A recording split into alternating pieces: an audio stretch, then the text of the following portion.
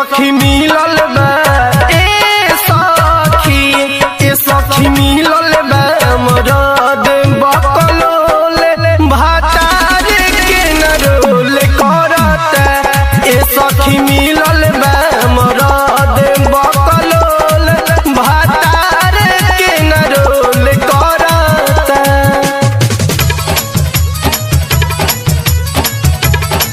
भातार के नरोल करता।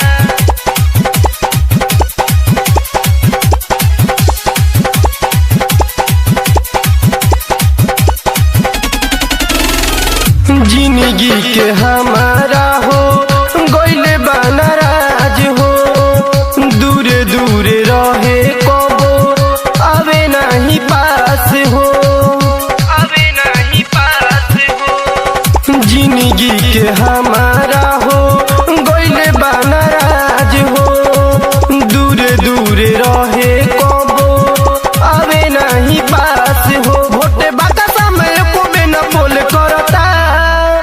ए सखी मिलल बा मरद बकलोल भातार के नरोल करता। ए सखी मिलल बा मरद बकलोल भातार के नरोल करता।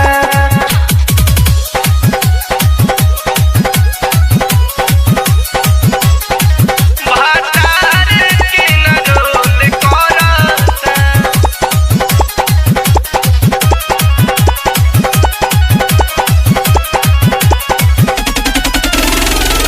से जिया पचढ़ाई में हो जाता हैरान हो, सूरज पवन सिरा हिला परेशान हो, हिला परेशान हो। से जिया पचढ़ाई में हो जाता हैरान हो, पंकज सागर सिरा हिला परेशान हो। चूस चूस के गाल लाल लोल करता। ए सखी मिलल बा मरद बकलोल भातार के नरोल करता। ए सखी मिलल बा मरद बकलोल भातार के नरोल करता। भर दिन गारवा से बहरी रहे, गरमी से असही जवानिया बहे, कुछ कहिला त मुहेला में गोल करता। ए सखी मिलल